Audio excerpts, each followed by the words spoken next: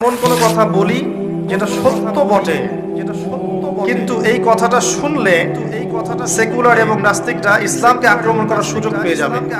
এই কথা চিন্তা করে আমি অনেক কথাই বলিনি। ওই আগর গাছ আছে না, পেরেক খেয়েছে, সুগন্ধি ছড়িয়েছে, ওর স্বভাব ধরে রাখার চেষ্টা করছে। আমি অনেক পেরেক খেয়েছি জীবনে, অনেক মাদ্রাসার দ্বার প্রান্তে ঘুরেছি, আমি দাওরা পরীক্ষা দিব, আমাকে সুযোগ দেন, আমাকে সুযোগ দেওয়া হয়নি। আজকে মনের কষ্টে কথাটা বললাম। আপনারা তো প্রশ্ন তুলতে পারেন জেনারেল থেকে এসে এত কিছু বলছে কেন, ইত্যাদি ইত্যাদি। আমি জেনারেল থেকে আকাশ থেকে টপকে পড়িনি। ছোটবেলা থেকে আমার বাবা আমাকে ওস্তাদদের কাছে পড়িয়েছেন, মাঝখানে ট্র্যাক হারিয়েছি, তারপর আবার ফিরে এসেছি, এসে মাদ্রাসার মোটামুটি সবগুলো বই কভার করেছি। করার পর দাওরা পরীক্ষাটা দেওয়ার জন্য মাদ্রাসার দুয়ারে দুয়ারে ঘুরেছে, আমাকে পরীক্ষা দিতে দেওয়া হয়নি। সর্বশেষ বার যেটা হয়েছে যে আমাকে বলা হয়েছে তুমি তো বিতর্কিত মানুষ, তোমাকে নিতে পারছি না। কথা বলার সময় তো অনেক কথা বলেন, আমি কিছু বলি না। আমি যদি বলি শুনতে খারাপ লাগবে, ভালো লাগবে না। আর এই কথাগুলো হজম করার ক্ষমতা থাকবে না আপনাদের। ক্ষুধার্ত এবং আঘাতপ্রাপ্ত বাক্যে আঘাত করবেন না। ক্ষুধার্ত এবং আঘাতপ্রাপ্ত বাক্যে আঘাত করবেন না।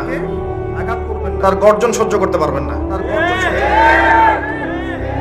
আমাকে একাধিক মাদ্রাসা থেকে এই অজুহাতে টেকনিক্যালি অ্যাভয়েড করা হয়েছে যে তুমি বিতর্কিত, তোমাকে নিলে আমরা আবার কোনো ঝামেলায় পড়ি কিনা।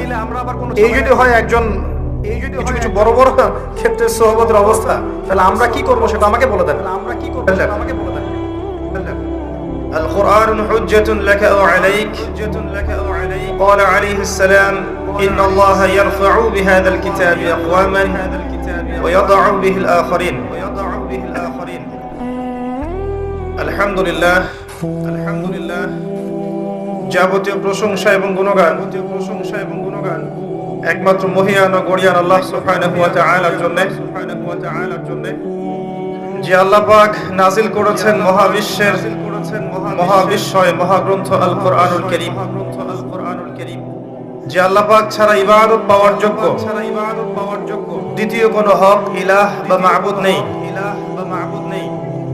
যে আল্লাহর কোনো শরীক নেই, যে আল্লাহ পাক আজকে আমাদেরকে সুস্থ শরীরে এই মজলিসে আসার তৌফিক দান করেছেন, বলি আলহামদুলিল্লাহ। অগণিত অসংখ্য দরুদ এবং সালাত বর্ষিত হোক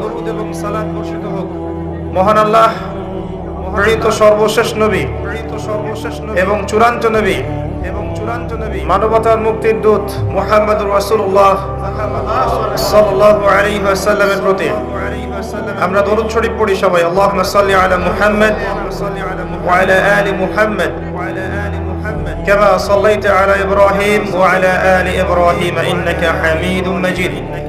اللهم بارك على محمد وعلى آل محمد كما باركت على إبراهيم وعلى آل إبراهيم إنك حميد مجيد. সম্মানিত উপস্থিতি, কেমন আছেন আপনারা? আপনাদের ভাষায় বলেন আপনি কেমন আছেন? সবাই বললে তো বুঝতে পারবো না।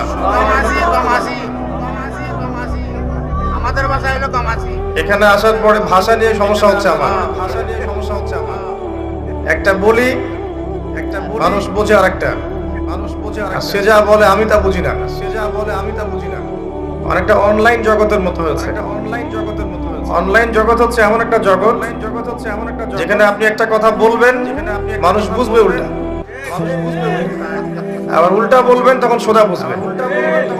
যারা উল্টা বুঝায় ওদের নিয়ে কোনো আপত্তি নাই, যারা সোজা বুঝাতে চায় তাদের কথাটি উল্টা করতে পারলে বাঁচে। জানি না আমরা কবে আমাদের ভালো বুঝবো। আল্লাহ পাক ভালো জানেন আমাদের তাকদিরে কি আছে। তো আপনারা সাগর পাড়ের মানুষ, আর আমার ধারণা যে সাগর পাড়ের মানুষদের মন অনেক বড় হয়।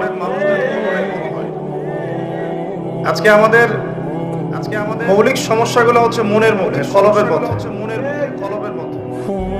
কলবের মধ্যে এত কালিমা, এত হিংসা, এত বিদ্বেষ, ঘৃণা, অহংকার, রিয়া, যে এগুলো এত অতিমাত্রা এসেছে যে কলব থেকে আল্লাহর নূর উঠে গেছে। কিন্তু যতক্ষণ পর্যন্ত মানুষের কলব পরিষ্কার হয় না, ততক্ষণ পর্যন্ত মানুষ আল্লাহর মাআরিফাত অর্জন করতে পারে না। কলব পরিশুদ্ধ হবে কিভাবে? যারা বেশি থেকে বেশি আল্লাহ পাকের এই যে বই আল কোরআন তেলাওয়াত করে, বেশি থেকে বেশি, এর অর্থ বুঝুক চাই না বুঝুক, যারা বেশি বেশি তেলাওয়াত করে কলব পরিষ্কার হবে ইনশাআল্লাহ। আর যারা অর্থ বুঝে পড়ে তাদের তো প্রশ্নই ওঠে না, তাদের হৃদয়ের মধ্যে কোন রকমের কলুষতা থাকার কথা নয়। যারা বেশি বেশি মৃত্যুকে স্মরণ করে তাদের কলবের মরিচা পরিষ্কার হয়।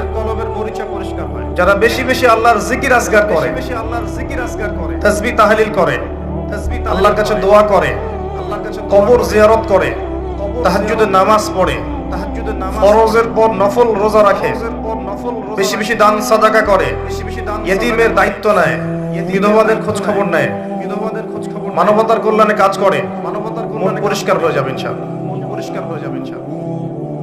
তো মন যদি পরিষ্কার না হয়, কলব যদি পবিত্র না হয়, তাহলে ইয়া আইয়াতুহান নাফসুল মুতমাইন্নাহ, এই আয়াতটা আমার ক্ষেত্রে প্রযোজ্য হবে না।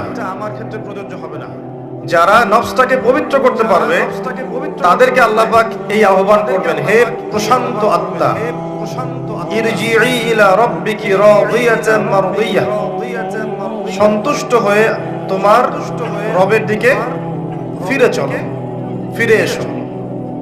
ফাদখুলি ফি ইবাদি, আমার বান্দাদের অন্তর্ভুক্ত হও। এখানে ইবাদি মানে কিন্তু আল্লাহর জান্নাতি বান্দাদের অন্তর্ভুক্ত হও। ওয়াদখুলি জান্নাতি, এবং জান্নাতীদের অন্তর্ভুক্ত হও। যারা সারাটা দিন মনের মধ্যে হিংসা, বিদ্বেষ, গীবত, তহমত, রিয়া, অহংকার পুষে থাকে, তাদের মনের মধ্যে কোশ্চিন গেল নূর আসতে পারে না। নামাজের খবর নাই, রমাদানের সাওমের খবর নাই, ফরজ যাকাতের খবর নাই, হজ ফরজ হয়েছে হজের খবর নাই, সৎ কাজের আদেশ নেই, অসৎ কাজের নিষেধ নাই, পিতামাতার খেদমত নাই, পর্দা নাই, পরিবারে ইসলাম নাই, জীবনের উদ্দেশ্য জানে না, সারাদিন অহেতুক অনর্থক কথা এবং কাজে সময় নষ্ট করে, মাদক, জুয়া, ক্যাসিনো, পর্নোগ্রাফি, ফ্রি মিক্সিং, অশ্লীলতা, তারপরে আর কি আছে, বেহায়াপনা, বেপর্দা, অপসংস্কৃতি, গান বাজনা, বাদ্যযন্ত্র, এইসব বিষয় যারা লিপ্ত থাকে, দিনের পর দিন, মাসের পর মাস, বছরের পর বছর, কোশ্চিন কালো তাদের মনের মধ্যে আল্লাহর নূর আসবে না। যে ব্যক্তি দুনিয়াতে আল্লাহর নূর অর্জন করতে পারে নাই, তার কবরে আপনি আলো পাবেন না। আর যার কবরে আল্লাহর নূর আসবে না, আলো আসবে না, ফুলসিরাত পার হওয়ার সময়ও তার সাথে নূর থাকবে না। সূরা নূরের মধ্যে পড়ে দেখবেন আল্লাহ পাক বলেছেন, আল্লাহ যাকে নূর দেন না, ফামা লাহু মিন নূর, তার কোনো নূর নাই, আলো নাই। দুনিয়াতেই আত্মা বা কলব পরিশুদ্ধ করতে হবে মৃত্যুর আগেই। যে কাজগুলো করলে আত্মা পরিশুদ্ধ হবে সেগুলো বেশি বেশি করতে হবে, এবং যে কাজগুলো করলে এবং ধার কাছে গেলেও আত্মা মরে যায়, নফসটা মরে যায়, কলুষিত হয়ে যায়, এগুলোর ধার কাছে যাওয়া যাবে না। ওই অবস্থায় মৃত্যু হয়ে গেলে তার কবর এবং পরকালে পুলসিরাতে নূর থাকবে না। নূর কি জিনিস? আসেন এটা একটা বুঝে না, নূরটা কি জিনিস?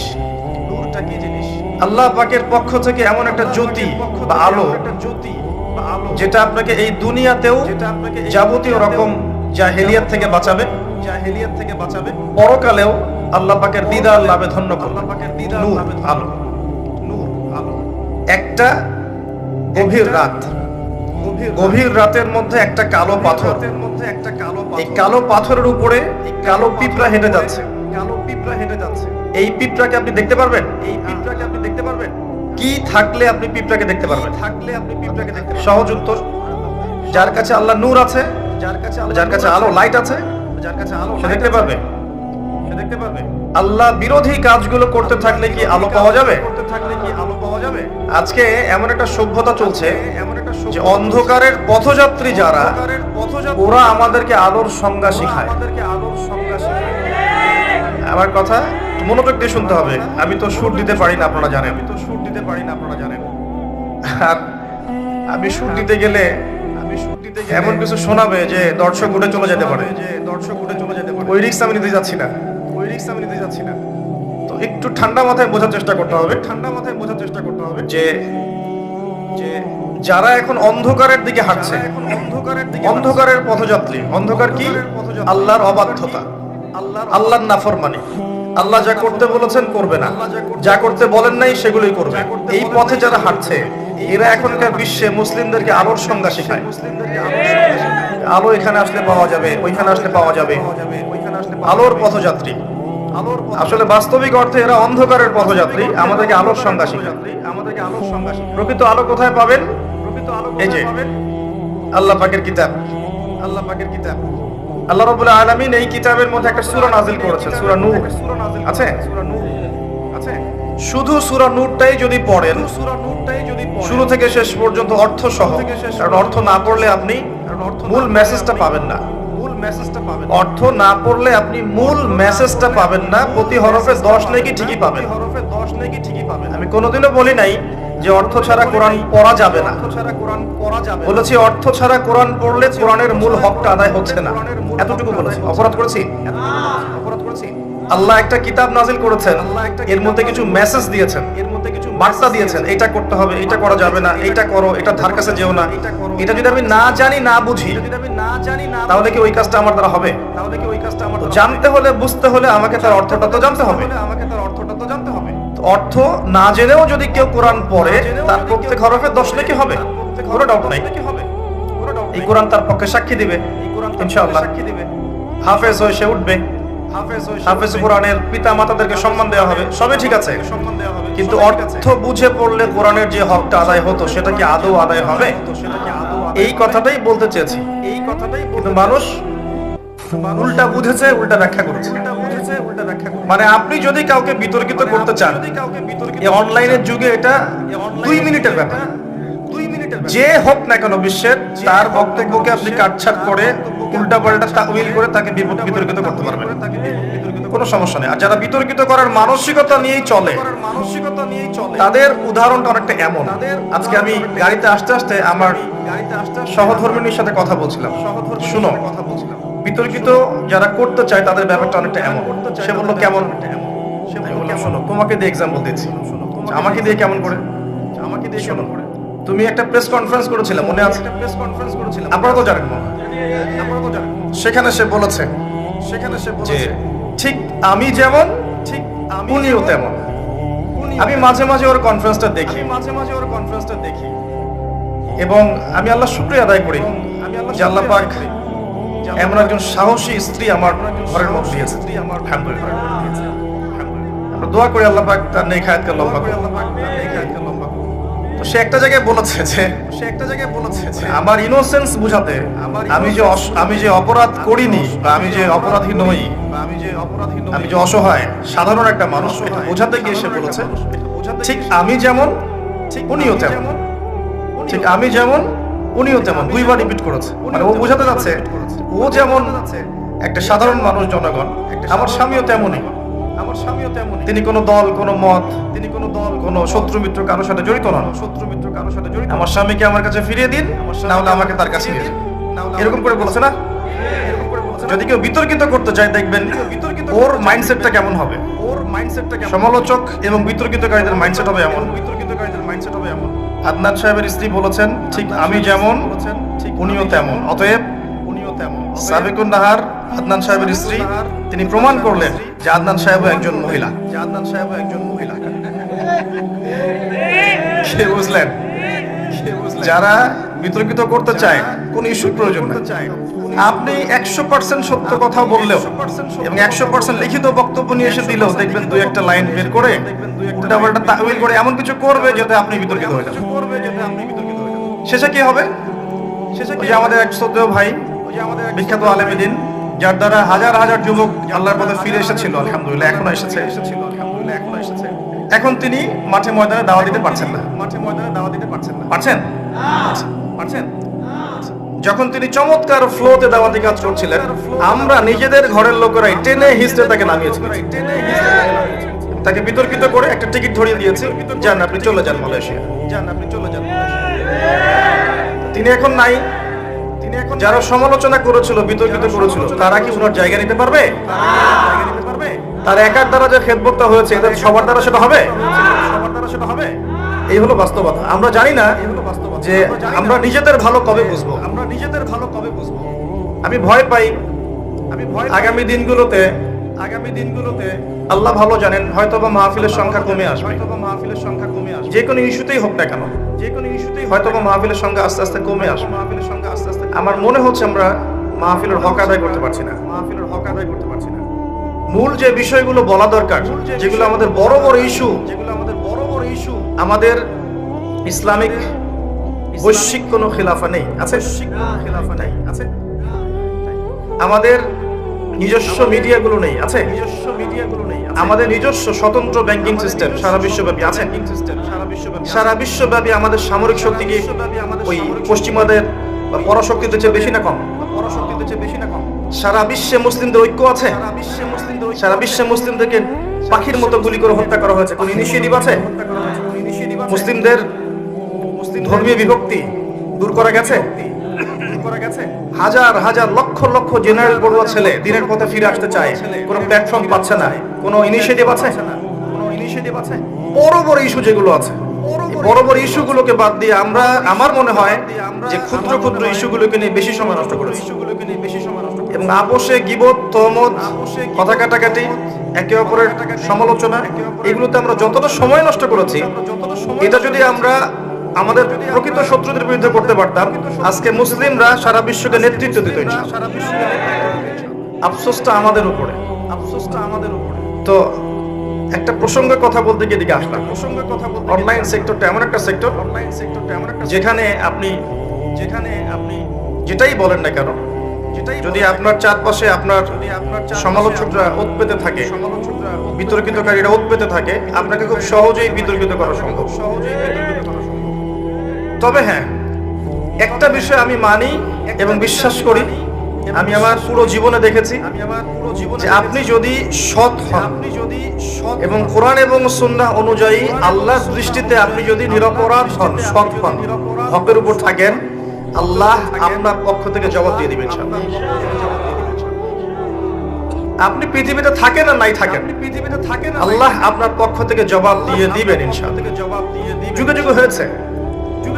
আবু বকর সিদ্দিক রাদিয়াল্লাহু আনহুর সময়ে এক শ্রেণীর মুসলিমরাই যাকাত দিতে অস্বীকার করেছিল, করেনি? আবু বকর সিদ্দিক তাদের বিরুদ্ধে যুদ্ধ করেছে। উমর ইবনে খাত্তাবের মতো মানুষকে একজন ফজরের নামাজরত অবস্থায় ছুরিকাঘাতে হত্যা করেছে, তাই না? জানেন তো, সে মুসলিমদের ভিতরেই ঢুকে গিয়েছিল। উসমান রাদিয়াল্লাহু আনহুর যুগে মুসলিমদের ভিতরেই কিছু মানুষ তাকে জবাই করে হত্যা করেছে। আলী রাদিয়াল্লাহু আনহুর সময় মুসলিমদের অভ্যন্তরীণ যে যুদ্ধগুলো হয়েছে, এগুলোতে তাকে অনেক মেহনত এবং সংগ্রাম করতে হয়েছে।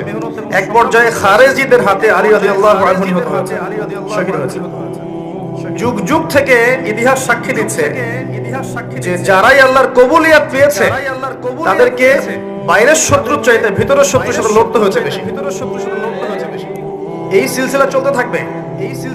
যারা আল্লাহ পাকের কবুলিয়াত লাভে ধন্য হবে, তাদেরকে ভিতরের মানুষ, ভিতরের শত্রুদের সাথে বেশি লড়তে হবে, বাইরের শত্রুদের সাথে পরে।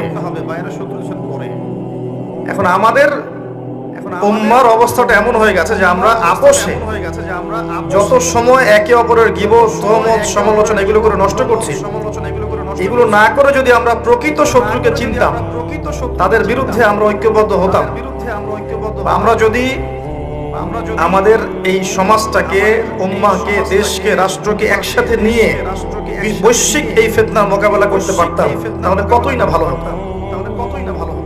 আমরা আশা করব আল্লাহ পাক আমাদের দ্বারা যদি না হয়, আল্লাহ যেন নতুন প্রজন্ম নিয়ে আসেন যারা এই কাজটা করতে পারবে ইনশাআল্লাহ। হয়তোবা আমরা থাকবো না, আর আমি মনেও করি না যে আমার বা আমাদের সেই যোগ্যতা আছে।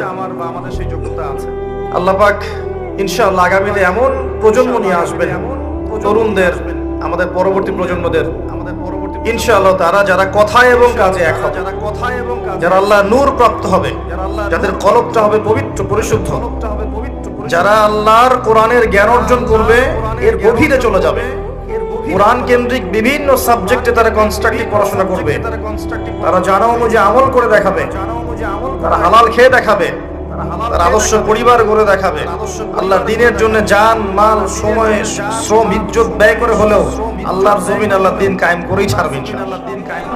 হয়তো আমরা থাকবো না, হয়তো বা আল্লাহ ভালো জানেন, আল্লাহ কার দ্বারা খেদমত নিবেন, কাকে কবুল করবেন আল্লাহ ভালো জানেন। আর এটা নিশ্চিত থাকেন মনের মধ্যে সংকীর্ণতা এবং রোগ থাকলে আল্লাহর কবুলিয়ত পাওয়া যায় না। যারা আল্লাহর কবুলিয়ত প্রাপ্ত হয়েছে তারা মনের সংকীর্ণতা থেকে মুক্ত ছিল। প্রচুর জ্ঞান আছে আপনার, মনে করে অনেক বড় বড় ডিগ্রি এবং সার্টিফিকেট আছে, মনের মধ্যে অহংকার আছে, অহংকার, এই সার্টিফিকেটের কোনো দাম নাই। যদি থাকতো তাহলে ইবলিসের দাম থাকতো। ইবলিস একটা সেজদা করেনি, আল্লাহ জিজ্ঞেস করেছিলেন কি জন্য করলে না, ইবলিস উল্টা যুক্তি দিয়েছে, খালাকতানি মিন নার ওয়া খালাকতাহু মিন তিন, আমাকে সৃষ্টি করেছেন আগুন দিয়ে, আদমকে সৃষ্টি করেছেন কি দিয়ে, মাটি দিয়ে, আমি কেন তাকে সেজদা করব? আবা ওয়াস্তাকবারা, সে অবাধ্য তো হলোই, এরপরে সে অহংকার করলো, ফাতাকুনা মিনাল কাফিরিন, সে কাফেরদের অন্তর্ভুক্ত হলো, তাই না? সে কাফেরদের অন্তর্ভুক্ত হলো। তো এখানে খেয়াল করে দেখেন ইবলিসের মূল দোষটা কি ছিল? সেজদা না করা। এটা আল্লাহর অবাধ্য হওয়া। এরপর আল্লাহ পাক যখন বললেন কি জন্য সেজদা করলে না, সে উল্টা পাল্টা যুক্তি দিল যে সে মাটির তৈরি, আমি আগুনের তৈরি। এই যে অহংকার, অন্যকে তুচ্ছ করা, আন্ডারএস্টিমেট করে নিজেকে হাইলাইট করার চেষ্টা করা, এই অহংকার করার কারণে আল্লাহ পাক বললেন যাও জাহান্নামে যাবা, তুমি চিরস্থায়ী কাফের হয়ে গেলা, কিয়ামত পর্যন্ত লানত করে দিলাম। আদম আলাইহিস সালামকেও আল্লাহ পাক বলেছিলেন গাছের কাছে যেও না, আদম আলাইহিস সালামও কিন্তু ভুলবশত গাছের কাছে চলে গিয়েছেন, অবাধ্য হয়েছেন, কিন্তু তিনি তওবা করে আবার ফিরে এসেছেন, অহংকার করেন নাই। এই হলো আদম সন্তান আর ইবলিসের পার্থক্য। আর আমরা সে আদমের সন্তান, তাই আমাদের কি অহংকার মানায়? কুল্লুকুম মিন আদম ওয়া আদম মিন তুরাব। নবী সাল্লাল্লাহু আলাইহি ওয়াসাল্লাম বলেছেন তোমরা সবাই আদম সন্তান, আদম হচ্ছে মাটির সন্তান। তো মাটির মানুষের অহংকার মানায়? আমার যদি অনেক ডিগ্রি সার্টিফিকেট সবকিছু থাকে, এরপরেও মনের মধ্যে কিবর থাকে, রিয়া থাকে, অহংকার থাকে, লৌকিকতা থাকে, এই ডিগ্রি সার্টিফিকেটের আল্লাহর কাছে কোনো দাম নাই। বিনয়ী হতে হবে, ওই যে সাগরের মতো। আপনারা সাগর পাড়ের মানুষ বুঝবেন, বোঝাচ্ছি। আমি একজন ক্ষুদ্র মানুষ, সাগরের আয়তনের তুলনায় আমি ক্ষুদ্র না? একদম ক্ষুদ্র। আপনাদের বিচে গিয়ে দাঁড়ালাম, একা বিশাল সাগরের সামনে দাঁড়িয়ে আছে, আপনার সাগরের প্রচন্ড শক্তি আছে, গর্জন আছে, আয়তনে বড়, সে আল্লাহর আরো অনেক বড় সৃষ্টি, আমি ক্ষুদ্র একটা সৃষ্টি। আমি যখন তার সামনে গিয়ে দাঁড়াচ্ছি, এই বিশাল সাগর দেখেন বিনয়ের সাথে আমার পা ধুয়ে দিচ্ছে। খেয়াল করে দেখেছেন সাগর কি করছে? আমার পা ধুয়ে দিচ্ছে। সুবহানাল্লাহ। দাঁড়ান সাগরের সামনে গিয়ে, সাগর আপনার পা ধুয়ে দিবে। তো বিশাল সাগর অহংকার করছে না? কিন্তু যখন আল্লাহ তাকে আদেশ করবেন যে আমার এই বান্দারা আমার আদেশ মেনে চলছে না, এদেরকে জলোচ্ছ্বাস দিয়ে উড়িয়ে দাও, তখন সাগর ঠিকই উড়িয়ে দিবে। প্রকৃতি আল্লাহর আনুগত্য করে, মানুষ করে না। ইল্লা মাশাআল্লাহ। আগর গাছ দেখেছেন? আগর আতরের গাছ দেখেছেন? কিভাবে আতর উৎপন্ন করে দেখেছেন কখনো? সিলেট মৌলভীবাজার অঞ্চলে যাবেন, দেখতে পারবেন। আমি রিকোয়েস্ট করব জীবনে একবার হলো দেখে আসেন। এখান থেকে একটা শিক্ষা বলি। আমি সেখানে প্রোগ্রামে গিয়েছিলাম। সেখানকার জায়গাটা আপনারা জানেন বরকতময়, কারণ সেখানে শাহজালাল রাহিমাহুল্লাহ, ওখানে কবর আছে। যদিও মানুষ তার কবরকে কেন্দ্র করে অনেক আজে বাজে কাজ করছে, যেটা ইসলাম সমর্থন করে না, কিন্তু হিস্ট্রিটা ঘাটলে আপনি দেখবেন সেখানে গৌর গোবিন্দ নামে একজন বাদশা ছিল, সরি বাদশা না, রাজা ছিল। গৌর গোবিন্দ নামে একজন রাজা ছিল। এ ছিল জালেম, প্রচন্ড জালেম, জুলুমের এমন কোন সেক্টর নাই যে সেটা করতো না। এমনকি মুসলিম অমুসলিম সবার উপর সে জুলুম। কয়েক দফায় তৎকালীন আমাদের সাবকন্টিনেন্টের যে মুসলিম শাসকরা ছিলেন তারা সৈন্য পাঠিয়েছিলেন, কিন্তু কয়েক দফায় সৈন্যরা সেখান থেকে ব্যর্থ হয়ে ফিরে আসে। এর অন্যতম একটা কারণ ছিল রাজা গৌরগোবিন্দ জাদু জানতো, জাদুবিদ্যায় খুব পারদর্শী ছিল, জাদুবিদ্যায় খুবই পারদর্শী ছিল। তো এক পর্যায়ে শাহ জালাল রাহিমাহুল্লাহ তিনি তার 360 জন অনুসারীকে নিয়ে এই জায়গাটা আক্রমণ করেন। সুরমা নদীর তীরে তারা ক্যাম্প স্থাপন করেন, সেখান থেকে নদী পার হয়ে এই জায়গায় আক্রমণ করে।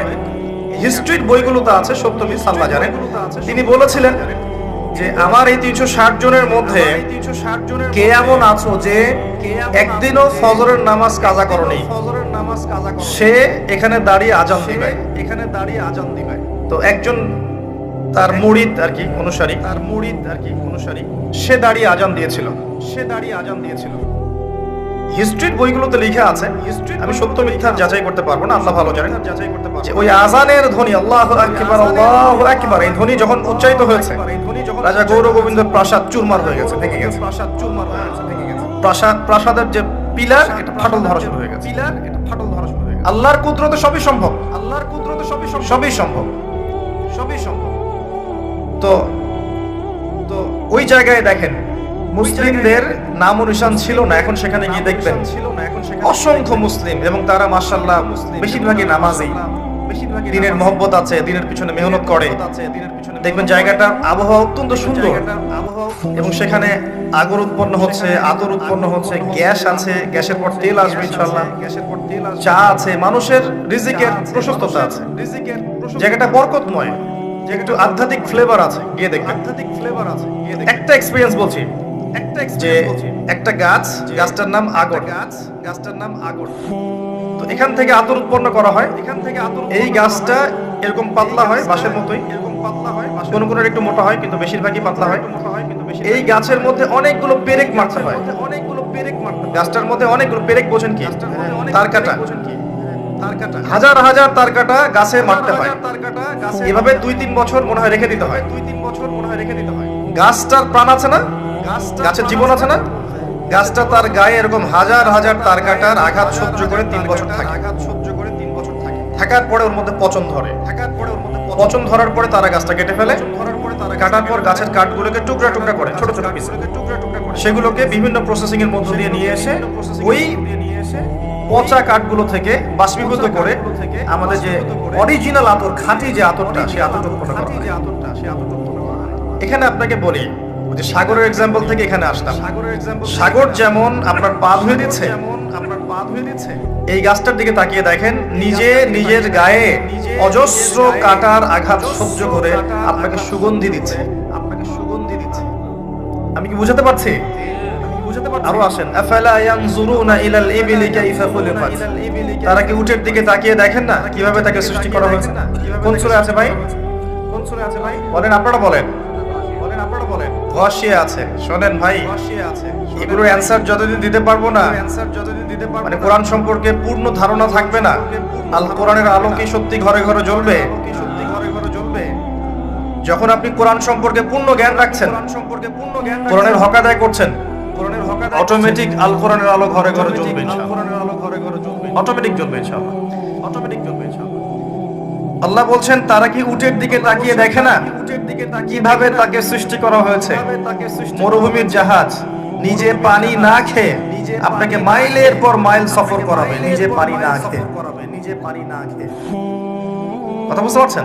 ওয়াইলা সামাই কাইফা রুফিআত, আকাশের দিকে তাকিয়ে দেখে না যে আকাশ কিভাবে ছাদ হয়ে আছে, বিগাইরি ইমাদ, কোনো স্তম্ভ ছাড়াই। অন্য সূরা আছে এটা। এই আকাশ জমিনটাকে বুকে জড়িয়ে রেখেছে, খেয়াল করে দেখেন, এবং জমিনবাসীর উপরে মহাকাশ থেকে কোনো বিপদ আপদ আসতে দেয় না। আল্লাহ এমন ভাবে সৃষ্টি করেছেন আকাশটা। যারা সায়েন্সে পড়েছেন তারা জানেন, ওজোন স্তর আছে না, এর যে ক্ষতিকর প্রভাবগুলো এখান থেকে রক্ষা করে না আমাদেরকে, আল্লাহ এমন ভাবে সৃষ্টি করেছেন। ওয়াইলাল জিবালি কাইফা নুসিবাত, পাহাড়ের দিকে তাকিয়ে দেখো কিভাবে পাহাড়টাকে একেবারে পেরেকের মতো গেঁথে দেওয়া হয়েছে দৃঢ়ভাবে। আপনি পাহাড়ে যতই ঢিল ছড়েন না কেন, ঢিল ভেঙে টুকরা টুকরা হয়ে যাবে, পাহাড় তার জায়গা থেকে নড়বে না। এটা হওয়া উচিত একজন মুমিনের বৈশিষ্ট্য। যতই ঘৃণা, লাঞ্ছনা, বাতিলের আক্রমণ, আগ্রাসন, সমালোচনা, গীবত, তমস যাই আসুক না কেন, আপনার চরিত্র হচ্ছে পাহাড়ের মতো অটল। আপনি ওই জায়গা থেকে নড়বেন না। এবং ঢিল চূর্ণ বিচূর্ণ হয়ে যাবে, পাহাড়ের কিছু হবে না। এবং পাহাড় শুধু দৃঢ়ই থাকে না, সে শান্ত থাকে না, সে নম্র থাকে, সে ঝগড়াঝাটি করে বেড়ায় না, সে শান্তশিষ্ট থাকে। ওর দিকে ঢিল চুললে ঢিল ভেঙে যাবে, সে শান্ত থাকে। ওয়াইলাল আরদি কাইফা সুতিহাত, জমিনের দিকে তাকিয়ে দেখো জমিকে কেমন করে প্রশস্ত করা হয়েছে, বিছানার মতো।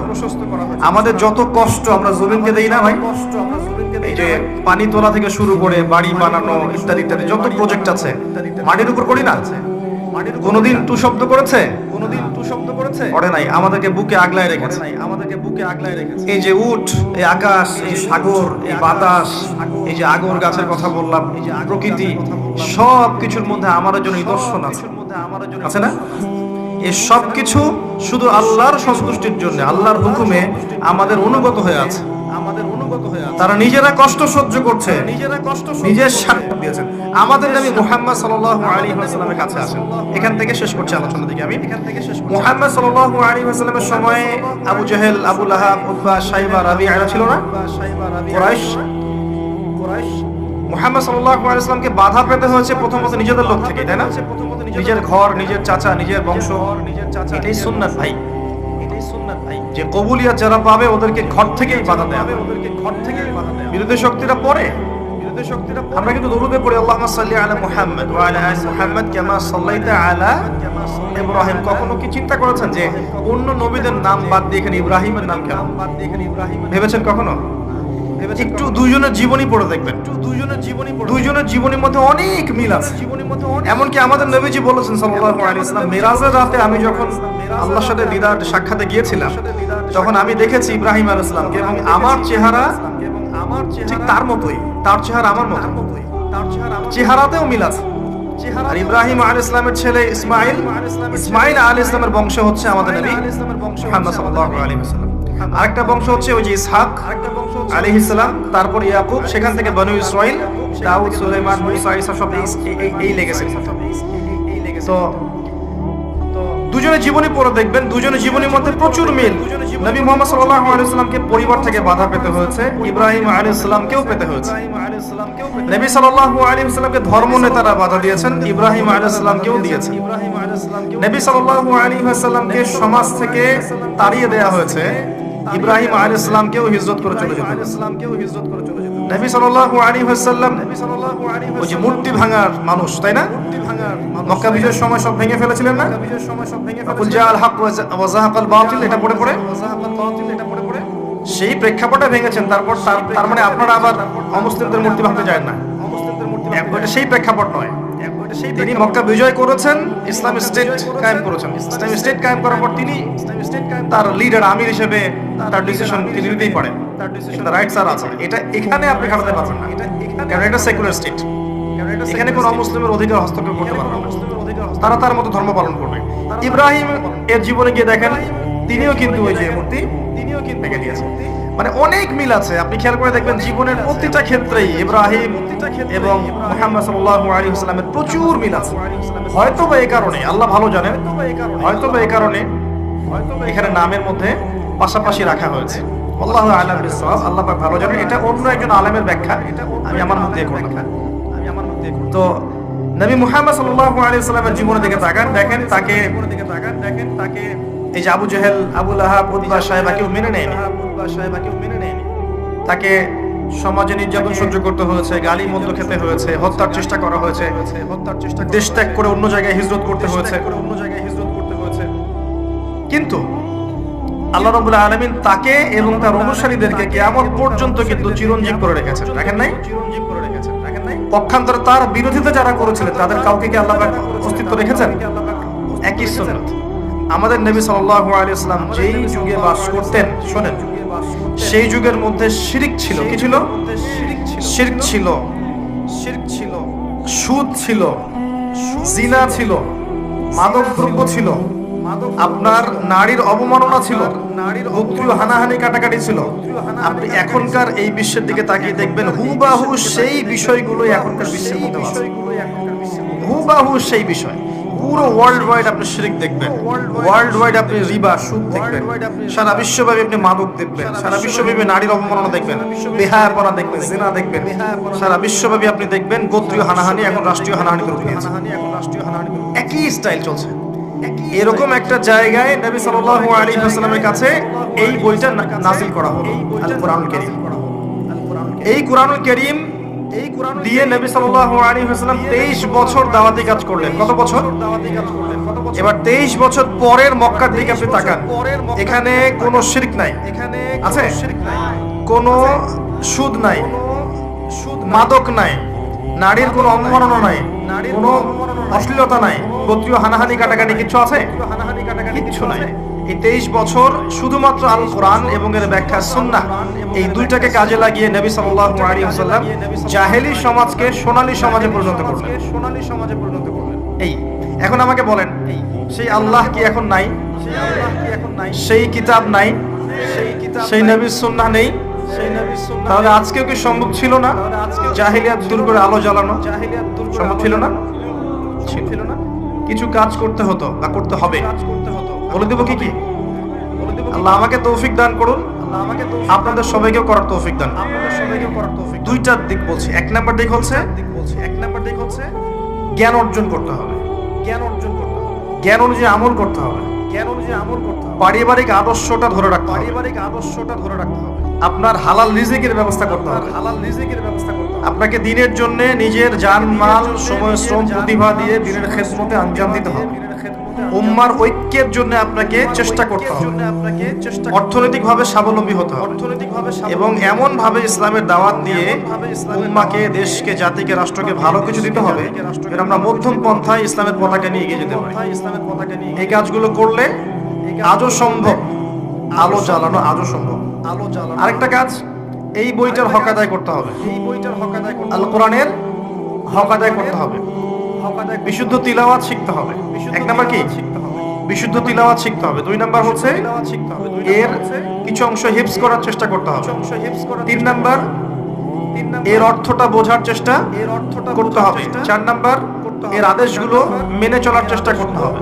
পাঁচ নাম্বার এর সমস্ত নিষেধ বর্জন করার চেষ্টা করতে হবে। আর ছয় নাম্বার এর দাওয়াতটা মানুষের ঘরে ঘরে পৌঁছানোর চেষ্টা করতে হবে। পারা যাবে ইনশাআল্লাহ? তিলাওয়াত কতটুকু সময় লাগতে পারে ভাই তিলাওয়াত শিখতে? 1 মাস, 2 মাস, 3 মাস, সর্বোচ্চ 3 মাস। 3টা মাস আমরা 1 ঘন্টা করে আল্লাহর জন্য উৎসর্গ করতে পারবো না? 3 মাসে 90 দিন, তাই না? দৈনিক যদি 1 ঘন্টা করে দেন তাহলে 30 ঘন্টা হচ্ছে আপনার, 90 ঘন্টা হচ্ছে আপনার। 90 ঘন্টায় কয় দিন হয়? 90 ঘন্টায় কয় দিন হয়? 4 দিনের বেশি বা 4 দিনের মতোই, নাকি 4 দিনের কাছাকাছি, 3 দিন প্লাস 4 দিনের কাছাকাছি। 4টা দিন যদি আপনি আল্লাহর জন্য দিয়ে দেন, উৎসর্গ করেন, এই বই আল্লাহর কিতাব আপনি পড়া শিখে যাবেন। আপনি কি রাজি নাই?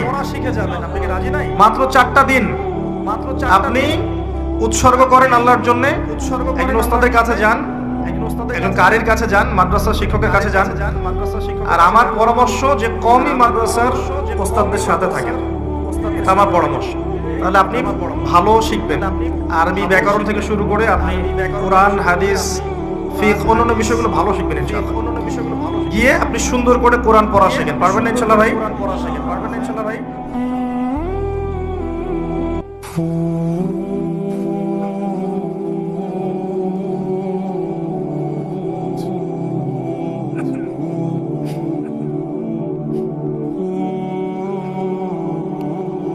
তো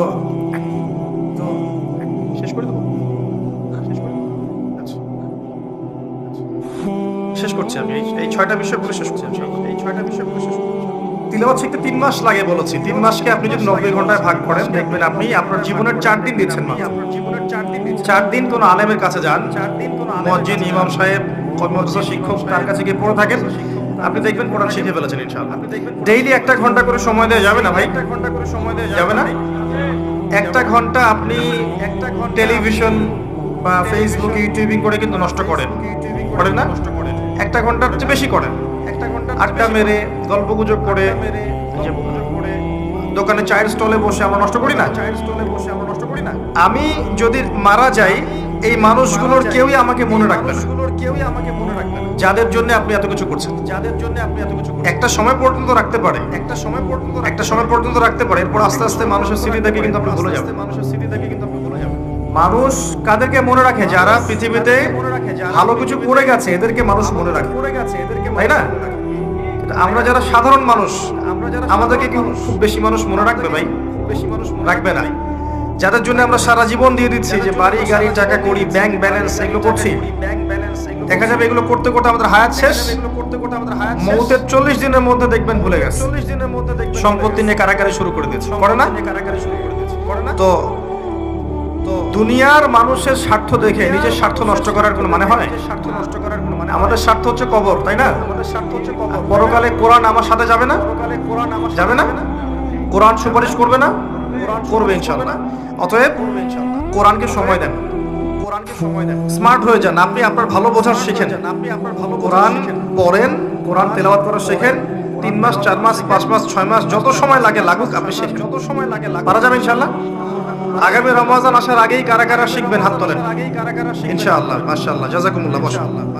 প্রত্যেক হরফে 10 নেকি পাবেন। আলিফ লাম মিম বললে 30 নেকি পাবেন। কোরআনে সূরা ফাতিহা পড়বেন, এটা সকল রোগের শেফা। আয়াতুল কুরসি পড়বেন প্রত্যেক ফরজ সালাতের পর। সূরা বাকারা 255 নম্বর আয়াত, আয়াতুল কুরসি। মৃত্যু ছাড়া মানে মৃত্যু ছাড়া জান্নাতে যাওয়ার জন্য কোনো বাধা নাই সেই ব্যক্তি। রাতের বেলা সূরা মুলক পড়বেন, ওই ব্যক্তির কবরের আযাব ইনশাআল্লাহ আল্লাহ পাক মাফ করে দিবেন। সূরা কাহফ পড়বেন শুক্রবার জুমার দিনে, আল্লাহ পাক আপনার জীবদ্দশায় দাজ্জাল বের হলেও আপনাকে আল্লাহ পাক হেফাজত করবেন ইনশাআল্লাহ। সূরা ইয়াসিন মুখস্থ করবেন, আর রহমান পড়বেন, সূরা বাকারার শেষের 2-3টা আয়াত পড়বেন রাতের বেলা। সারা রাত ইবাদত করলে যে নেকি হয়, আপনি এখন সূরা বাকারার শেষের 3টা আয়াত করে ঘুমিয়ে যান, সেই নেকি পাবেন ইনশাআল্লাহ। সবই সহিহ হাদিসে এসেছে। সূরা ইখলাস পড়েন 3 বার বা 10 বার, সূরা ফালাক পড়েন 3 বার, নাস পড়েন 3 বার, দৃশ্য অদৃশ্যের সমস্ত ক্ষতি থেকে আপনি বেঁচে থাকবেন ইনশাআল্লাহ। সূরা কাফিরুন পড়েন ঘুমানোর সময়, আল্লাহ পাক আপনাকে শিরকের পথ থেকে বাঁচিয়ে রাখবেন। এই ফজিলতগুলো কখন পাবো ভাই? যখন আমি কোরআন বিশুদ্ধ করে পড়তে জানবো, তখনই তো, নাকি? যদি বিশুদ্ধ পড়তে না জানি, সারা জীবন ভুল করে যাব, অর্থ বিকৃত হবে, আমার ঈমানের জায়গা কুফরি হয়ে যেতে পারে। ঠিক আছে? কোরআনে এমন অনেক জায়গা আছে যেখানে মাখরাজের কারণে, অক্ষরের 19-20-এর কারণে এমন অর্থ পরিবর্তন হতে পারে যে ঈমান এবং কুফরের প্রশ্ন চলে আসতে পারে। অতএব খুব ভালো করে কোরআন তেলাওয়াত করা শিখতে হবে এবং নিয়মিত কমপক্ষে 1 পারা করে কোরআন পড়ার চেষ্টা করবেন। পারা যাবে ইনশাআল্লাহ। ডেইলি 1 পারা মানে আপনার মাসে 30 পারা, মানে প্রতি মাসে আপনি একটা খতম দিচ্ছেন, বছরে আপনি 12টা খতম দিচ্ছেন। পারা যাবে ইনশাআল্লাহ। আল্লাহ পাক তৌফিক দান করুন, আমিন। 1 পারা পড়তে খুব বেশি সময় লাগে না, সর্বোচ্চ আপনার যদি পড়ার ফ্লুয়েন্সি থাকে, আপনি আধা ঘন্টা 40 মিনিট লাগবে। একটু ধীরে পড়েন 1 ঘন্টা লাগবে। এই কাজটা করতে পারেন। আমার পরামর্শ হচ্ছে ফজরের নামাজের পরে। ফজরের নামাজটা পড়া হয়ে গেল, পড়ে আপনি এখন জিকির আজকার করছেন, তাসবিহ তাহলিল করছেন, করতে করতে করতে কোরআনটা নিয়ে বসলেন, বসে 1 পারা পড়ে ফেললেন। 1 পারা পড়তে পড়তে আপনার 1 পারার হক আদায় হয়েছে। দেখবেন সূর্য উঠে গেছে, সূর্য উঠে গেল, ইশরাকের সময় হয়ে গেল। তখন আপনি 2 রাকাত নামাজ পড়ে বাসায় ফিরে যান, একটা কবুল হজ, একটা কবুল উমরার নেকি পাবেন ইনশাআল্লাহ। মনে করেন ঢাকা শহরের মানুষ, এখন আমি তো ঢাকার মানুষ হয়ে গেছি, জ্যামটা একটা কমন জিনিস না? জ্যামে বসে আছে আধা ঘন্টা 1 ঘন্টা বসে আছে। যে ফোন আছে, আপনি ফোনে অ্যাপস আছে না, অ্যাপস বের করেন, 10টা 20টা পড়ে ফেলতে পারবেন না? সময়টা কাজে লাগলো। সময় কাজে লাগাতে হবে, টাইম ভাগ করে করে স্মার্ট হতে হবে, টাইমটা কাজে লাগাতে হবে। মনে করেন আপনি শীতের বেলা ব্যাডমিন্টন খেলছেন, কথার কথা খেলেন তো নাকি, বা ফুটবল খেলছেন, বা যুবকরা অনেক সময় অনেক খেলাধুলা করে, ওই সময়টুকুর মধ্যেও কিন্তু আপনি সুবহানাল্লাহ পড়তেই থাকতে পারেন, মনে মনে পারেন না? আলহামদুলিল্লাহ পড়তে থাকতে পারেন, আল্লাহু আকবার পড়তে থাকতে পারেন। মানে আপনি একটা কাজ করছেন, আরেকটা কাজ করতেছেন মনে মনে। এটাকে বলে যে প্রোডাক্টিভ মুসলিম, মানে আপনি আপনার সময়টাকে মূল্যায়ন করছেন। একই সাথে কয়েকটা কাজ করতে শিখতে হবে। একই সাথে কয়েকটা কাজ। আপনি হাঁটছেন, বাইক চালাতে চালাতে আপনি পড়ছেন লা ইলাহা ইল্লাল্লাহু ওয়াহদাহু লা শারীকা লাহু লাহুল মুলকু ওয়া লাহুল হামদু ওয়া হুয়া আলা কুল্লি শাইইন কাদির। পারা যায় না? ড্রাইভ করছেন, সুবহানাল্লাহ, আলহামদুলিল্লাহ, লা ইলাহা ইল্লাল্লাহ, আল্লাহু আকবার, পড়া যায় না? একটা কাজ করতে গিয়ে আরো অনেকগুলো কাজ করা যায়। এই যে জিকিরের মধ্যে সব সময় আছেন, সব সময় জিকিরের মধ্যে যারা থাকবে, এদের যে কি ফজিলত আছে পরকালে, এটা বোঝানোর মতো ভাষা নাই আমার কাছে। এরা আল্লাহওয়ালা হয়ে যাবে এবং এদের মুখ থেকে দেখবেন, মুক্তের সময় দেখবেন মুখ থেকে লা ইলাহা ইল্লাল্লাহ কালিমা ঠিকই বের হয়ে গেছে ইনশাআল্লাহ। তো একজন সাহাবী এসে জিজ্ঞাসা করেছিলেন, আমাকে একটা আমল বলে দেন ইয়া রাসূলুল্লাহ, আমি একটা আমল ধরে রাখবো। তিনি বললেন, তোমার জিহ্বাকে সবসময় আল্লাহর জিকিরে সিক্ত করে রাখো। তো একটা কাজ করতে গিয়ে অনেক জিকির করা যায়, আমি এটা বলতে গিয়ে আসলাম, সময়কে কাজে লাগান। একবার করে পড়া সম্ভব প্রতিদিন? সম্ভব না? আল্লাহ পাক সবাইকে তৌফিক দান করুন, সবার আগে আমাকে তৌফিক দান করুন। অর্থ বোঝেন আর নাই বোঝেন তেলাওয়াত করেন, কারণ সবাই অর্থ বুঝতে পারবে না, এটা সবার পক্ষে সম্ভব নয়। অর্থ বোঝেন আর নাই বোঝেন, আপনাকে তেলাওয়াতটা শিখতে হবে এবং করতে হবে নিয়মিত এক পারা করে। যারা গবেষণা করতে চায় কোরআন, গবেষণার প্রথম শর্ত হচ্ছে আগে নিয়মিত তেলাওয়াত করা। নিয়মিত তেলাওয়াত করতে করতে করতে করতে আয়াতগুলো পরিচিত হয়ে যাবে আপনার কাছে। আয়াতগুলো যখন পরিচিত হবে তখন দেখবেন আপনার পড়তে কম সময় লাগছে এবং খুব দ্রুত আপনি ফজিলতপূর্ণ আয়াতগুলো, সূরাগুলো পড়তে পারছেন। আর বিশ্বাস করেন, কোরআন তেলাওয়াত করার পরে যদি আপনি জেনারেল সাবজেক্টগুলো পড়তে বসেন, সায়েন্সের, আর্টসের, কমার্সের, আপনার মেমোরি শার্প হবে ইনশাআল্লাহ। আপনার পড়ায় কোনো ক্ষতি হবে না। গার্ডিয়ানরা মনে করে যে কোরআন 1 ঘন্টা পড়লে মনে হয় আমার ছেলে পিছায় পড়বে, জি না, বরং তার মেমোরি আরো শার্প হবে। এবং যে যত বেশি কোরআন তেলাওয়াত করে তার মাথায় মানসিক চাপ নেওয়ার ক্ষমতা অত বাড়তে থাকে। মাথায় আপনি বেশি কোরআন পড়তে থাকেন, আপনি একসাথে মাথায় অনেক চাপ নিতে পারবেন। এটা খেয়াল করে দেখবেন, পড়া শুরু করেন, দেখবেন আপনি মাথায় অনেক চাপ নিতে পারছেন, মানসিকভাবে সুস্থ আছেন, ফ্রেশ আছেন। একটা কথা বলি, জানি আমার এই কথাটা গডলেস ওয়ার্ল্ড বলতে বোঝাচ্ছি যে আল্লাহহীন এই সভ্যতা। আমি আল্লাহ মানে গড বলিনি, ওদের ভাষায় বলেছি, ওরা একটা গডলেস ওয়ার্ল্ড, আল্লাহহীন একটা সভ্যতা। আল্লাহ বিশ্বাস করে, ঈশ্বরে বিশ্বাস করে না। আল্লাহর নাম কিন্তু গড বা ঈশ্বর নয়, আল্লাহর নাম আল্লাহ। ওদেরকে বুঝাতে গিয়ে শব্দটা বললাম আমি, ওরা এই কথাটা বিশ্বাস করবে না আমার যেটা আমি এখন বলতে যাচ্ছি, কিন্তু আল্লাহ পাক কোরআনে সেটা বলেছেন। আপনার কাছে মনে হবে যে যত রোগ ব্যাধি, বিপদ আপদ, বালা মুসিবত আছে, রোগ ব্যাধির কথাই ধরেন, এগুলো শুধু চিকিৎসা দিয়ে শেফা হয়, আপনার কাছে এটা মনে হতে পারে। কোরআনে আল্লাহ পাক বলেছেন কোরআনও শেফা। কোরআন যারা বেশি বেশি তেলাওয়াত করে, এই তেলাওয়াতের বরকতে আল্লাহর ইচ্ছায় সে আরোগ্য লাভ করতে পারে। অনেকে বলতে পারে এটা আনসাইন্টিফিক কথা, তাদের দৃষ্টিতে না, তারা তো চাক্ষুষ ছাড়া বিশ্বাস করবে না, তাই না? আল্লাহ পাক কোরআনে বলেছেন ওয়া নুনাজ্জিলু মিনাল কোরআন মা হুয়া শিফাউ ওয়া রাহমাতুল লিল মুমিনিন। আমি কোরআন নাযিল করেছি, এই কোরআনের মধ্যে মুমিনদের জন্য শিফা আছে, আরোগ্য আছে, দেহের আরোগ্য, মনের আরোগ্য আছে, আত্মার রোগের শিফা আছে, এখানে দেহের শিফা আছে। আরেকটা আয়াত বলতে যাচ্ছি, সূরা বানু ইসরাঈল। আপনি খেয়াল করে দেখবেন, যারা কোরআন তেলাওয়াত খুব বেশি বেশি করে অনেক ধরনের বিপদ আপদ, বালা মুসিবত, রোগ ব্যাধি থেকে আল্লাহ পাক হেফাজত করে রাখেন। এটা তারা বুঝতে পারে, আপনি বুঝতে পারবেন না। আল্লাহ সূরা বানি ইসরাঈলের মধ্যে বলেছেন, আল্লাহ বলেছেন যে ওয়াইদা করাতাল কুরআন, হে নবী যখন তুমি কোরআন তেলাওয়াত করবে, করো, জাআলনা বাইনাকা ওয়া বাইনাল্লাযিনা লা ইউমিনুনা বিল আখিরাহ হিজাবান মাসতুরা। যখন তুমি কোরআন পড়বে, নিয়মিত আপনি কোরআন পড়বেন, কোরআনের সাথে থাকবেন, তখন হে নবী আপনার মাঝে এবং তাদের মাঝে যারা আল্লাহই বিশ্বাস করে না, পরকালে বিশ্বাস করে না, ওই যে গডলেস ওয়ার্ল্ড, ওদের মাঝে আমি একটা অদৃশ্য নিরাপত্তার পর্দা বসিয়ে দিব, ওখান থেকে কোনো ক্ষতি আপনার কাছে আসতে পারবে না। এটা কোরআনের আয়াত। এবার শোনেন, ওয়ার্ল্ডের যত ফিতনা, যত ফাসাদ গুলো আছে, এর শেকড় হচ্ছে ওই সভ্যতা। পর্নোগ্রাফি কোত্থেকে আসছে? ওই দিক থেকে আসছে। গ্লোবাল মাদক কোত্থেকে আসছে? সারা ইউনিভার্সাল সুদ, রিবা কোত্থেকে আসছে? ইউনিভার্সাল শিরিক কোত্থেকে আসছে? আল্লাহর কোরআনের লস ফান্ডামেন্টাল সব বাদ দিয়ে সব মানব রচিত কোত্থেকে আসছে? ওই দিক থেকেই সব এদিকে সাপ্লাই করা হচ্ছে। যখন আপনি কোরআন পড়বেন, আমি ওই সভ্যতা যারা আল্লাহ এবং পরকালে বিশ্বাস করে না, আপনার এবং তাদের মাঝে একটা পর্দা বসিয়ে দিব। ওখান থেকে কোনো ক্ষতি আপনাকে স্পর্শ করতে পারবে না। বলে দেই, যত ভাইরাস গুলো আছে না, ওখান থেকে এসেছে, ওদিক থেকে আসছে না।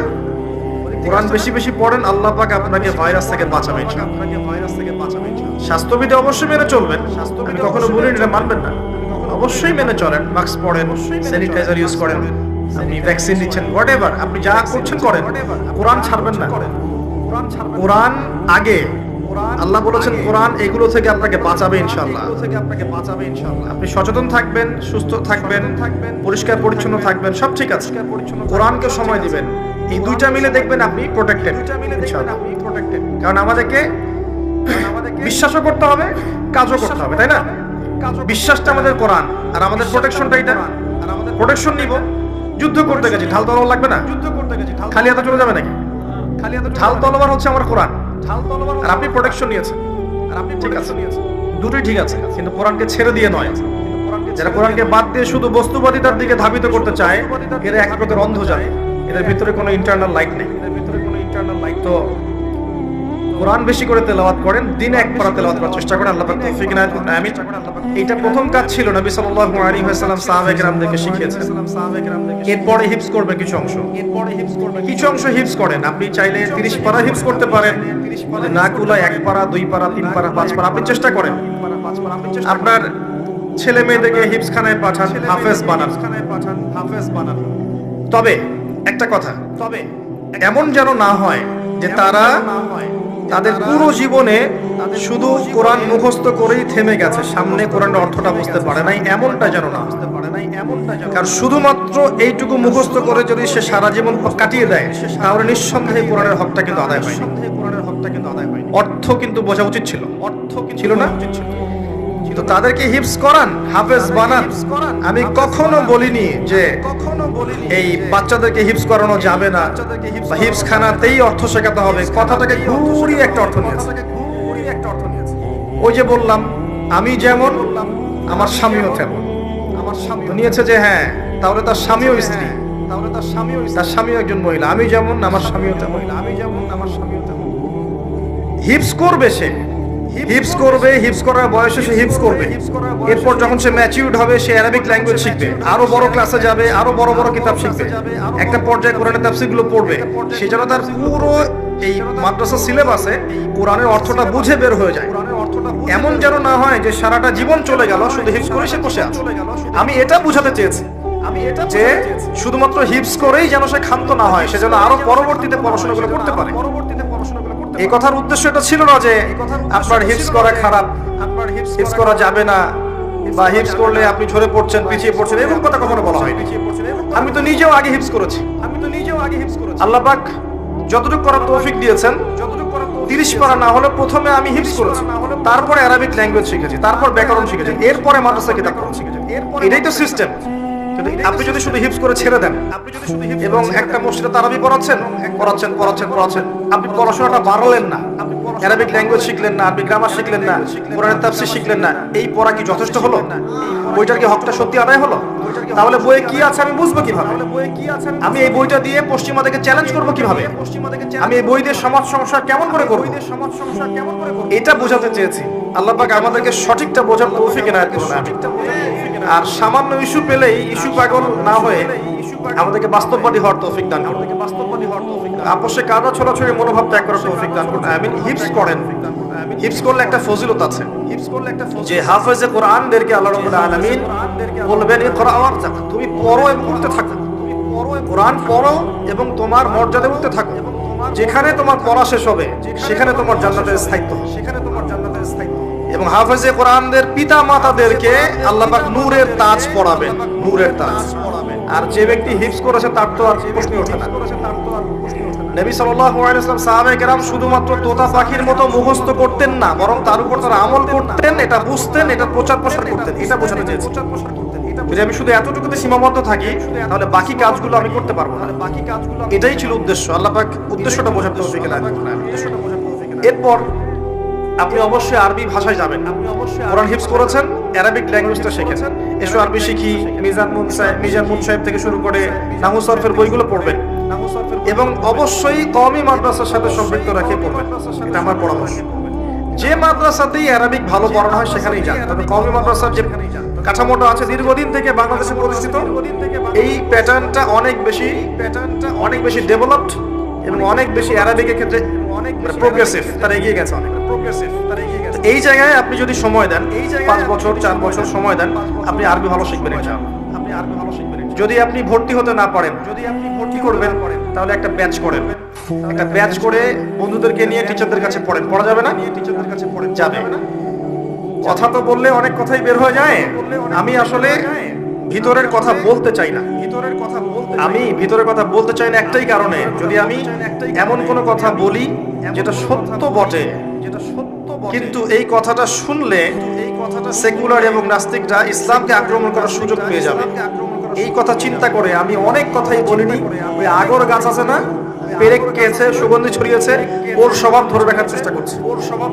আমি অনেক পেরেক খেয়েছি জীবনে, অনেক মাদ্রাসার দ্বার প্রান্তে ঘুরেছি। আমি দাওরা পরীক্ষা দিব, আমাকে সুযোগ দেন, আমাকে সুযোগ দেওয়া হয়নি। আজকে মনের কষ্টে কথাটা বললাম। আপনারা তো প্রশ্ন তুলতে পারেন, জেনারেল থেকে এসে এত কিছু বলছে কেন, ইত্যাদি ইত্যাদি। আমি জেনারেল থেকে আকাশ থেকে টপকে পড়িনি। ছোটবেলা থেকে আমার বাবা আমাকে ওস্তাদদের কাছে পড়িয়েছেন, মাঝখানে ট্র্যাক হারিয়েছি, তারপর আবার ফিরে এসেছি, এসে মাদ্রাসার মোটামুটি সবগুলো বই কভার করেছি। করার পর দাওরা পরীক্ষাটা দেওয়ার জন্য মাদ্রাসার দুয়ারে দুয়ারে ঘুরেছে, আমাকে পরীক্ষা দিতে দেওয়া হয়নি। সর্বশেষ বার যেটা হয়েছে যে আমাকে বলা হয়েছে যে তুমি তো বিতর্কিত মানুষ, তোমাকে নিতে পারছি না। কথা বলার সময় তো অনেক কথা বলেন, আমি কিছু বলি না। আমি যদি বলি শুনতে খারাপ লাগবে, ভালো লাগবে না। মানে কথাগুলো হজম করার ক্ষমতা থাকবে না আপনাদের। ক্ষুধার্ত এবং আঘাতপ্রাপ্ত বাক্যে আঘাত করবেন না। ক্ষুধার্ত এবং আঘাতপ্রাপ্ত বাক্যে আঘাত করবেন না। তার গর্জন সহ্য করতে পারবেন না। আমাকে একাধিক মাদ্রাসা থেকে এই অজুহাতে টেকনিক্যালি অ্যাভয়েড করা হয়েছে, তুমি বিতর্কিত, তোমাকে নিলে আমরা আবার কোনো ঝামেলায় পড়ি কিনা। এই যদি হয় একজন কিছু কিছু বড় বড় ক্ষেত্রে সহবতের অবস্থা, তাহলে আমরা কি করবো সেটা আমাকে বলে দেন। আমার কথা বাদ দেন। এই যে যত জেনারেল শিক্ষিত ছেলে পেলে উঠে আসছে, লক্ষ লক্ষ জেনারেল শিক্ষিত ছেলে এখন দাড়ি রেখেছে, মাশাআল্লাহ, টাকার উপর কাপড় পরেছে, কোরআন পড়া শিখছে, হাদিস পড়া শিখছে, তাবলীগে সময় দিচ্ছে, আল্লাহর পথে সময় দিচ্ছে। তারা ইচ্ছা করে এদের যে আমরা কোরআন শিখি, অর্থ বুঝি, হাদিস পড়ি, আমরাও দিনের জন্য কিছু করি। এদেরকে একটা মাদ্রাসায় ভর্তি করান না, এদেরকে কোন একটা মাদ্রাসায় ভর্তি করিয়ে 5 বছর 7 বছর পড়ান দেখি। ওরা কি ওদের ট্র্যাকটা থেকে সরে এসে নতুন করে আবার মিজানে ভর্তি হতে পারবে? পারবে না। তাহলে ওদেরকে 4 বছর 5 বছরের কোনো কোর্সে ভর্তি করতে পারতেন না? এরকম কয়টা মাদ্রাসা আপনি আমাকে দিতে পারবেন যেখানে 5 বছরের জেনারেলদের কোর্স আছে? কয়টা মাদ্রাসা আছে? কিছু কিছু মাদ্রাসা আছে, আছে না? কয়েকটা মাদ্রাসা আছে। যে মাদ্রাসাগুলো আছে এখানে সব ছাত্রকে এখানে গিয়ে পড়তে পারবে? উচিত ছিল না যে বেশি বেশি এরকম মাদ্রাসায় সুযোগ করে দেয়? এই ছেলেরা কি দেশের সম্পদ নয়? উম্মার সম্পদ নয়? এরা কি উম্মার জন্য খেদমত করতে পারবে না? যদি আপনি ওদেরকে কাছে টেনে নিতেন, পালিশ করতেন, সে সৌরভ ছড়াতো। যদি আপনি পালিশ করতে না পারেন, মহব্বত করতে না পারেন, কাছে টানতে না পারেন, খালি সমালোচনা করতে থাকেন, এক সময় সে হারিয়ে যাবে, উম্মার ক্ষতি হবে। এবং এমন হতে পারে সে হারিয়ে গেলে ওই জায়গাটা দখল করার ক্ষমতা হয়তো অন্যদের থাকবে না।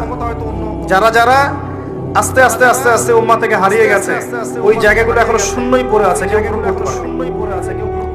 অতএব বাস্তববাদী হয়ে সহানুভূতির সাথে, ভালোবাসার হৃদ্যতার সাথে সবাইকে কাছে নেয়ার মানসিকতা তৈরি করতে শিখেন। মানুষ চলতে গেলে, দিনের পথে কথা বলতে গেলে, খেদমত করতে গেলে মানুষের ভুল হতেই পারে, স্বাভাবিক বিষয়। এবং এই ভুলটাকে যদি আপনি পাবলিক করার মধ্যে নিজের ক্রেডিট মনে করেন, আপনি ভুল করবেন।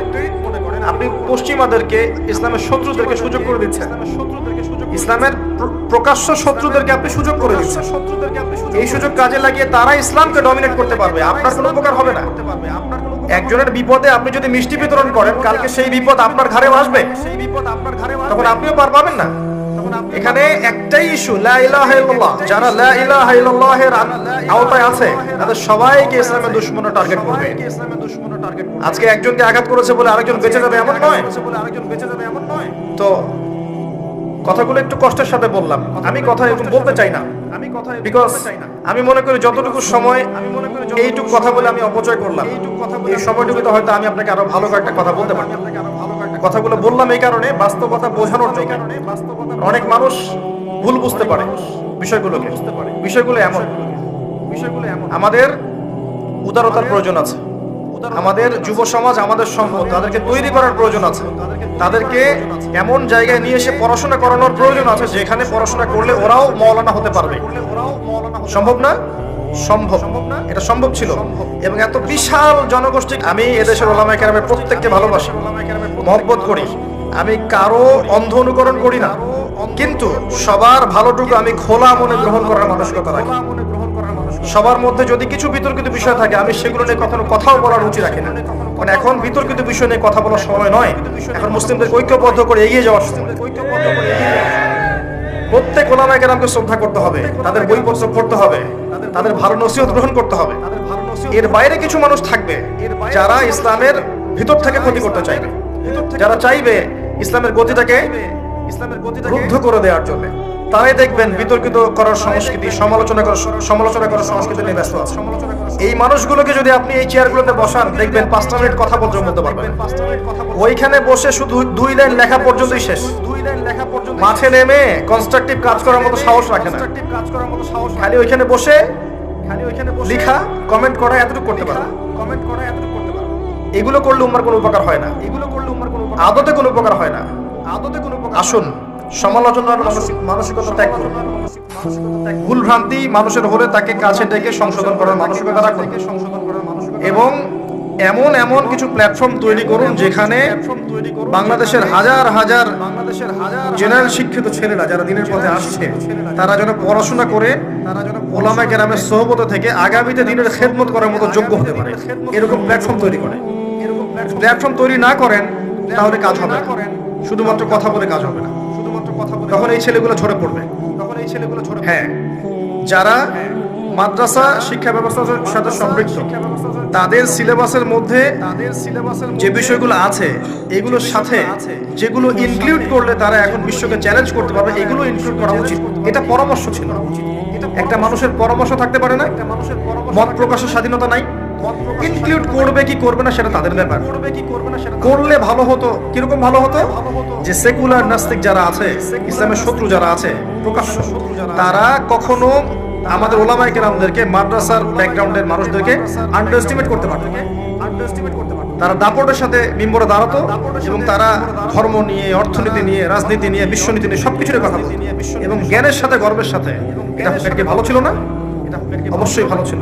একজন আলেম তিনি বিশ্ব পরিচালনা করার নেতৃত্ব যোগ্যতা রাখবেন, এটা হওয়া উচিত।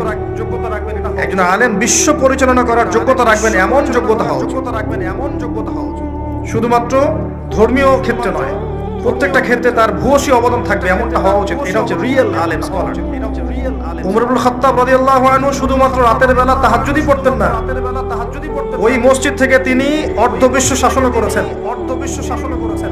আবু বকর সিদ্দিক শুধু একজন আধ্যাত্মিক মানুষই ছিলেন না, বরং তিনি তার ওই মসনদ থেকে ইসলামের অগ্রযাত্রার পথে যে ভূমিকা রেখেছেন এটা ইতিহাসে বিরল। আলী ইবনে আবু তালেব শুধু একজন আধ্যাত্মিক মানুষ ছিলেন না, তিনি এমন একজন মানুষ ছিলেন যিনি রাসূলের পাশে শুরু থেকে শেষ পর্যন্ত যুদ্ধ করেছেন, এবং যিনি এমন সুকৌশলে ইসলামকে তার যোগ্যতা এগিয়ে নিয়েছেন তার খেলাফতের সময়। এটা বিরল ইতিহাসে। উসমান রাদিয়াল্লাহু আনহু একজন শুধু ব্যবসায়ী ছিলেন না, তিনি এমন একজন শাসক ছিলেন যার শাসনামলে ইসলাম সাইপ্রাস দ্বীপপুঞ্জ থেকে শুরু করে চায়না পর্যন্ত ছড়িয়ে গিয়েছে। তো শুধুমাত্র আমরা কি তসবিহ দানা নিয়ে ব্যস্ত থাকবো? শুধুমাত্র ধর্মতাত্ত্বিক বিষয়ে ব্যস্ত থাকবো? আমরা কনস্ট্রাকটিভ পুরো বিষয়ের জ্ঞান অর্জন করে আমরা উম্মাহকে নেতৃত্ব দেওয়ার যোগ্যতা অর্জন করবো, কোনটা করা উচিত? আমি শুধু এই আশাটুকু ব্যক্ত করেছি, আর বেশি কিছু নয়। এটা পূরণ হবে কি হবে না আমি জানি না, হতেও পারে আবার নাও হতে পারে। আমাদের দ্বারাও হতে পারে অথবা নাও হতে পারে, অথবা আমাদের পরবর্তী প্রজন্ম আসতে পারে অথবা তার পরবর্তী আসতে পারে, কিন্তু ঈসা ইবনে মারইয়াম যখন আসবেন তখন সারা বিশ্বটা এই ধাঁচেই হবে ইনশাআল্লাহ।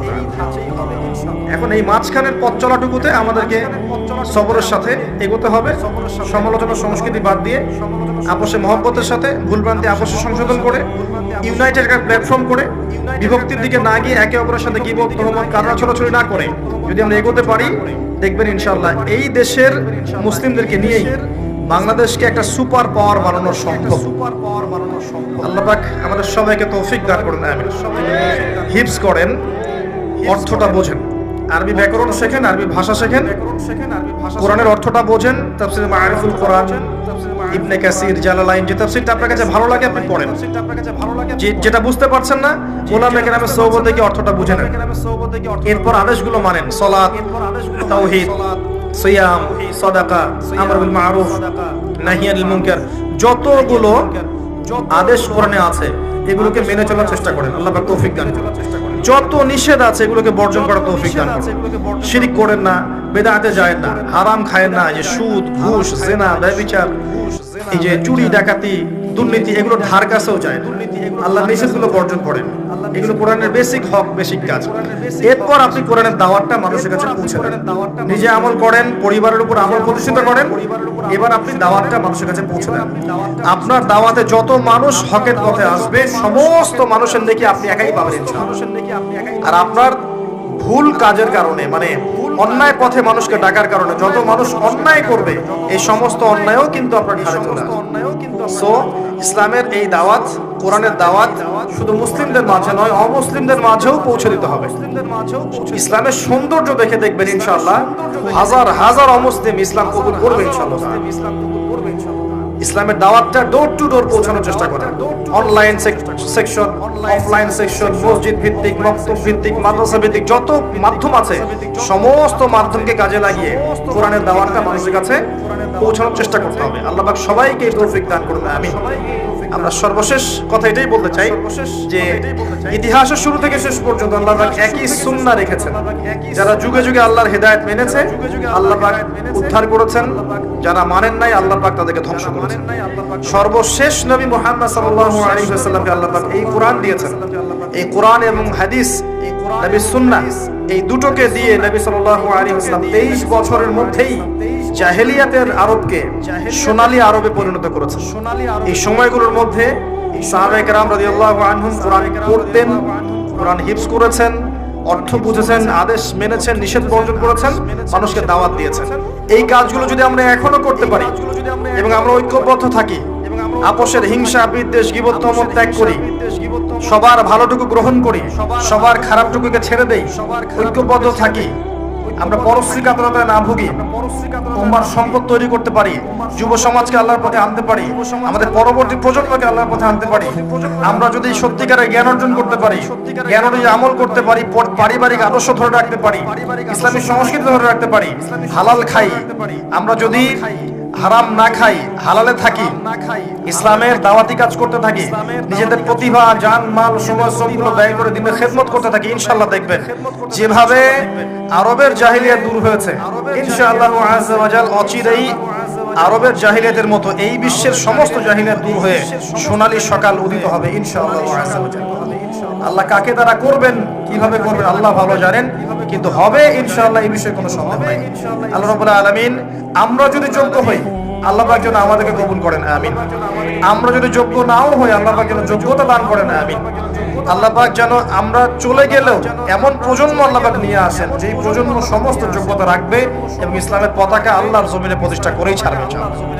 আল্লাহর কাছে দোয়া করছি এই শেষ মুহূর্তে আল্লাহ পাক আমাদের সবাইকে পবিত্র কোরআন এবং সুন্নাহ অনুযায়ী জীবন যাপন করার তৌফিক এনায়েত করুন, আমিন। আল্লাহ পাক আমাদের সবাইকে কোরআনের জ্ঞান অর্জন করার তৌফিক দান করুন, হিফজ করার তৌফিক দান করুন, আদেশ মানার তৌফিক দান করুন, অর্থ বোঝার তৌফিক দান করুন, নিষেধগুলো বর্জন করার তৌফিক দান করুন, কোরআনের দাওয়াত মানুষের দুয়ারে দুয়ারে পৌঁছে দেওয়ার তৌফিক দান করুন, দৃশ্য অদৃশ্যের সমস্ত ক্ষতি থেকে আল্লাহ পাক হেফাজত করুন, ইসলামের প্রকাশ্য এবং গোপন শত্রুদের থেকে আল্লাহ পাক আমাদেরকে হেফাজত করুন।